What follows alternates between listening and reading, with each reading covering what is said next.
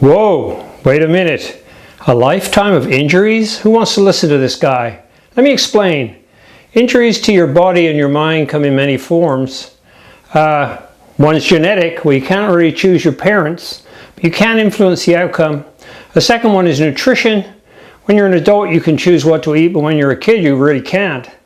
And then there are societal influences, which people call memes, such as whether you're encouraged to work out or whether you are running on a track team and it's all about winning and you damage your knees because of pressure on the coach from the parents for you to win, rather than spending your time learning how to run safely. So let's proceed with my injury history or map. It's pretty interesting and it can be useful later on. Okay, on we go.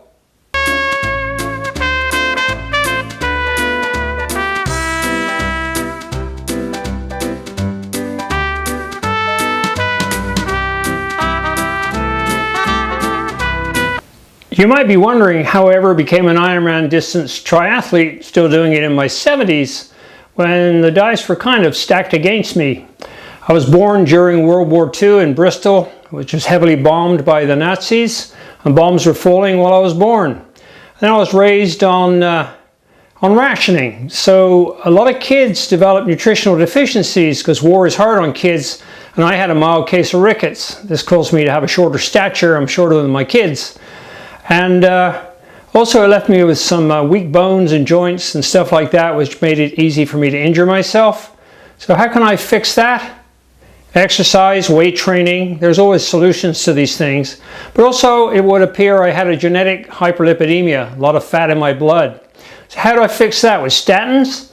No, I tried that, and then I saw, a friend of mine gave me a slide and I saw what statins do to muscle.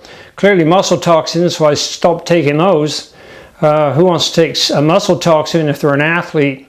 And I finally managed to fix my lipid profile, the fat in my blood, by serious exercise and eventually going on to a plant-based diet. But that's what worked for me. Doesn't mean it works for everybody. Everyone has to choose their own approach. So there are solutions to these things, be they genetic or environmental. So on we go with the injury map.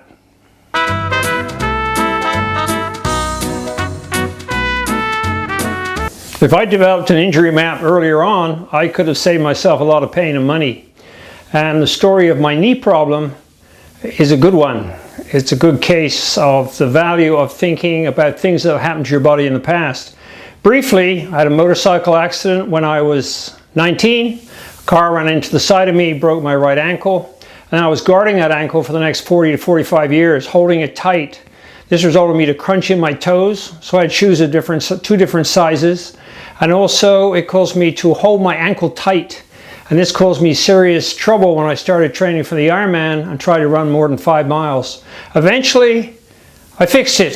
Feldenkrais helped us come to a diagnosis of the problem, this tight ankle, and that eventually led to my ability to run marathons and compete in the Ironman with no problems, and to have shoes of the same sizes, which can save a lot of money, because if you have to buy 2 pairs of shoes instead of 1, it sure is expensive. So if I'd had the map earlier on, I may have realized that my knee problem was due to my injured ankle, which I was guarding or holding tight.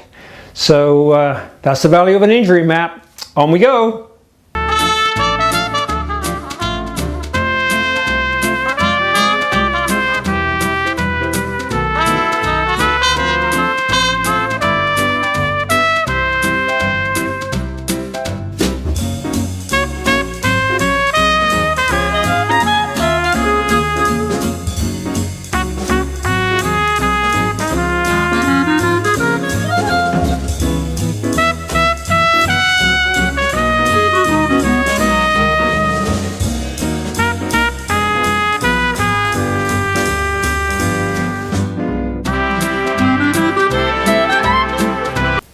Now we come finally to plantar fasciitis, or so-called plantar fasciitis.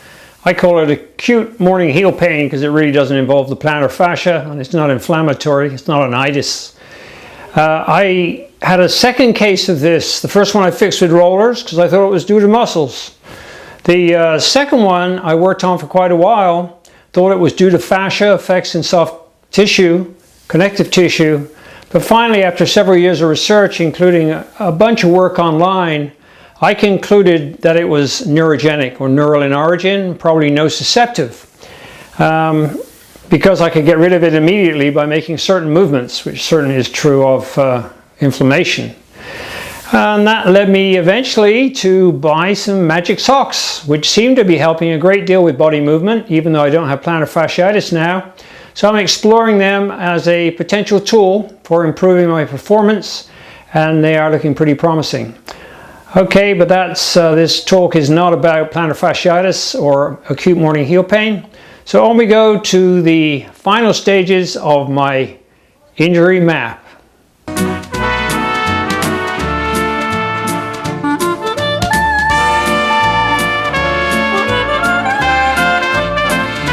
Well, in 2010, I found that I had an abdominal aortic aneurysm. These can kill you. I was very fortunate to have some medical training as a veterinarian and to be aware of what was going on in my body. Plus, I had a high stroke volume. My heart was very strong. I was in training. I was, I guess, about 67 back then. And I worked out what was going on and had it fixed with a stent. Thus, I became an athlete with stent. And I was very fortunate. And little do you know, bad things like aneurysms can turn out to be good things later on. As a result of finding the aneurysm, I had a stent put in it and continued Ironman training and managed to get back into full training and finish the Lake Placid Ironman the following year.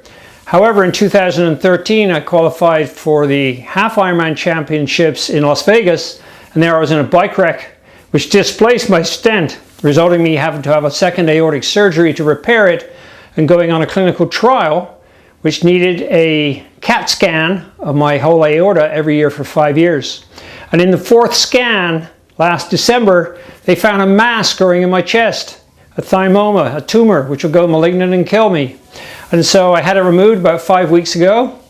Now I'm getting moving again, back in the pool, back in training. Right now I'm a little sweaty. I just came off a hard trainer ride. So I'm back in training and doing fine.